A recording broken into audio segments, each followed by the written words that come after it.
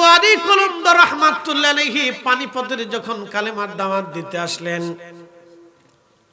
পানিপথের ময়দানে পানিপথ এলাকায় কালেমার দাওয়াত দেন, তো পানিপথের যিনি হিন্দু রাজা ছিলেন তিনি চিন্তা করলেন এই মুসলমান দরবেশকে এলাকা থেকে বিতাড়িত করে দাও। যদি বিতাড়িত করা না হয় তাহলে সে আমাদের অঞ্চলে ইসলাম মুসলমান বানিয়ে ফেলবে। অতএব দ্রুত গতিতে তাকে হিন্দুস্তান থেকে তাড়াও, পানিপথ থেকে তাকে তাড়ায় দাও। হযরত বুখারী কলন্দর রাহমাতুল্লাহ আলাইহি তখন হিন্দু রাজা, যিনি পানিপথের রাজা ছিলেন, হিন্দু সন্ন্যাসী সাধু যোগী, তাদের যত ধর্মগুরু আছে, ব্রাহ্মণ ঠাকুর পুরোহিত, সব ধর্মযাজকদেরকে ডাকলেন। তন্ত্র মন্ত্র সাধন যারা করে দেখবেন হিন্দুস্তানে এমন কিছু সাধু আছে যারা সারা বছর ল্যাংটা থাকে, ওই ল্যাংটা অবস্থায় বসে থাকে। দেখবেন তাদের অনুসারীরা তাদের সামনে যায় ল্যাংটার সামনে যায় মাথা নত করে পড়ে থাকে। দেশে এরকম পাগল আছে, কি পাগল! ছি ছি ছি ছি। আচ্ছা, কখনো সাধু ল্যাংটা হতে পারে? ল্যাংটা কি কখনো সাধু হয়? যে বেটার মেশিন পত্র বেরিয়ে রইল, মানছি দেখলো, তো এই বেটার সাথে কুত্তার ভিতরে তফাৎ কি? এই কথা কর না কেন? তো গরু ছাগলের মতো তফাৎ কি?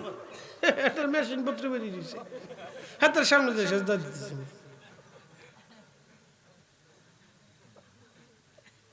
এই জন্য আল্লাহ বলেন, কাইফা তাকফুরুনা বিল্লাহি ওয়া কুনতুম আমওয়াতা ইয়া আইয়ুহাল ইনসানু মা গাররাকা বিরাব্বিকাল কারীম।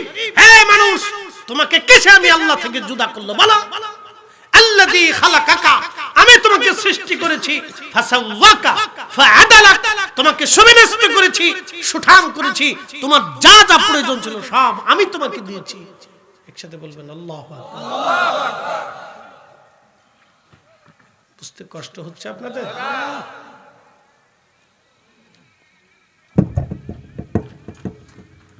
প্রিয় উপস্থিতি, মনোযোগ দিবেন।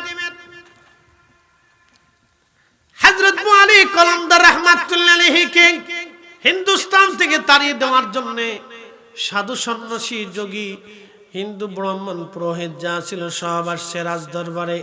রাজা বললেন, যে কোনো মাধ্যম দিয়ে তাকে তাড়াও। হিন্দু সাধক সন্ন্যাসী যারা ছিল তারা যজ্ঞ করলো, যজ্ঞ তো বুঝেন, তারা তন্ত্র মন্ত্র করে জাদু টনা করে তাকে জমিন থেকে তাড়ানোর চেষ্টা করলেন। তারা যত জাদু নিক্ষেপ করলো, দেখতেছে অদৃশ্য থেকে একটা শক্তি এসে তাদের জাদুগুলিকে ধ্বংস করে দিয়ে চলে যায়। এই অদৃশ্য শক্তি কার? তো সাধু সন্ন্যাসীরা আবার রাজদরবারে এসে বলল, আচ্ছা, এই দরবেশের সাথে আপনি লাগতে যেন না, আমরা অনেক সর্বশক্তি দিয়েও তার বিরুদ্ধে জাদুটনা কিছু করতে পারিনি। অদৃশ্য থেকে একটা শক্তি এসে তাকে সেভ করে, আমরা পারবো না। তো রাজা বললেন, তাহলে তার এই অদৃশ্য শক্তিটা কি করে নষ্ট করা যায়? তার মূল শক্তি তো অদৃশ্য থেকে একটা শক্তি আসে, এই শক্তিটাকে কি করে ধ্বংস করা যায় বলো? তখন পুরোহিতটা বলল, তাকে যদি হারাম খাওয়াইতে পারেন তাহলে কাজ হয়ে যাবে। কি খাবার? হারাম। জোরে বলেন, কি খাবার? হারাম। মুসলমানের রন্দে রন্দে সুদ ঢুকাই দিছে। কি কথা কন না কেন? মুসলমানের রন্দে রন্দে সুদ এসেছে, যার কারণে মুসলমান মুজাহিদ তৈরি হবে না। কারণ সুদের খাবার খেলে দিল মরে যায়, আর দিল মরলে কখনো মুজাহিদ তৈরি হতে পারে না, দিল মরে গেলে কখনো ওলি তৈরি হয় না। কথা কন না কেন? ভালো করে বুঝে যাবে না। বলে হারাম খাওয়াইতে হবে। বলে কি হারাম? বলে মুসলমানরা শুয়োরের গোশত খায় না, এটা মুসলমানদের জন্য হারাম। বন্ধু খুব মনোযোগ দিবেন। মুসলমানের জন্য শুয়োরের গোশত হারাম। বাদশা যদি বুখারী কলন্দর রাহমাতুল্লাহ আলাইহিকে শুয়োরের গোশত খাওয়াইতে পারেন তাহলে তার এই শক্তি নষ্ট হয়ে যাবে, তার এই ক্ষমতা আর থাকবে না। তো বাদশা শুয়োর ধরে এনে জবাই করে, রান্না বান্না করে, ফ্রাই করে, সুন্দর ঢাক ঢোল দিয়ে একবারে লোক লস্কর দিয়ে মহা আনন্দে আল্লাহর ওলির দরগায় পাঠিয়ে দিয়েছে। মুহিব্বিন, মুরিদিন, খাদেম যারা ছিলেন তারা চিন্তা করলো বাদশাহ এত ভক্ত হয়ে গেল যে আমার হুজুরের জন্য সে সুন্দর করে গরুর গোশত পাকিয়ে দিয়েছে। সবাই জানলো গরুর গোশত, কিন্তু বোয়ালি কলমদরের সামনে যখন খাবার নিয়ে আসছে, আল্লাহর পক্ষ থেকে বোয়ালি কলমদরের কালবের মধ্যে আল্লাহ মেসেজ পাঠাইলেন। আস্তে হয়ে গেল না, জোরে বলেন। মেসেজ পাঠাইছে কে? আল্লাহ মেসেজ পাঠাই দিলেন, বন্ধু খাওয়া যাবে না, এটা শুয়োরের গোশত।